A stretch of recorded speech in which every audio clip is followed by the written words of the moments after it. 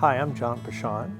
I represent the First District here in San Luis Obispo County. I spend a lot of time with my kids. My daughter just graduated from college. My son just graduated from high school and just started college. And so I spend a lot of family time. That's what we do. You will find me at Templeton High School football games or Paso Robles High School football games. I go and watch those. My son was a football player, so we were actively involved in that program. From my standpoint, that's what the future is all about. I just want to make sure that they're good people, and they always know that they can always come home. There'll be a vibrant economy, that they can make a living and be able to get married and raise a family.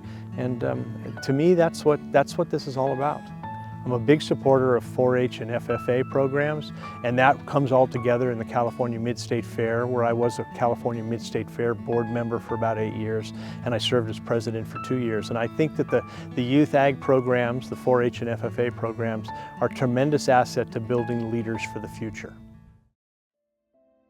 Our family suffered a loss from drug addiction and overdose. My nephew, who we were quite close to, died of an overdose. Got addicted and went into rehab, got out of rehab, and it affected our family. It still affects our family on a daily basis. And I thought that we needed to really focus on drug addiction in our community. We've actually had more overdoses in this last year than we've had per year in the history of San Luis Obispo County, which to me is not acceptable. Also mental illness. Mental illness and drug addiction, I believe, are the two major factors in our homeless crisis that we have in this county.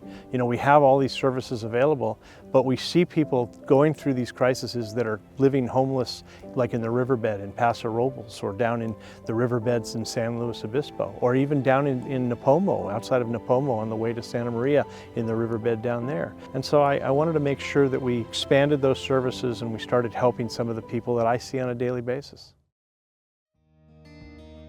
I prefer talking to people, one-on-one and meeting with them. A lot of times when I do community office hours, I'll meet them in a park. We'll set up some chairs. We have a pop-up tent and we sit down and talk about the issues and ideas that they'd like to discuss. And great ideas come from our community. Nobody owns good ideas. The community, when they rise up and they talk about these specific ideas, I really listen, because you get some really creative ways to fix some problems. We have a lot of entrepreneurs that are doing great things. We have a tremendous nonprofit sector that does things for the community, which I'm always amazed on the number of nonprofits that are helping people in our community on a daily basis. And so I think we're unique in the fact that for a relatively large county of almost 300,000 people, we truly care about our neighbors. We care about the community. We care about the kids in our community. I feel very, very hopeful for San Luis Obispo County. It continues to thrive, and so I think that gives us the opportunity here in San Luis Obispo County and make things better and make a place where people are happy to call home. I just love it. It's a wonderful place to live, work, raise a family.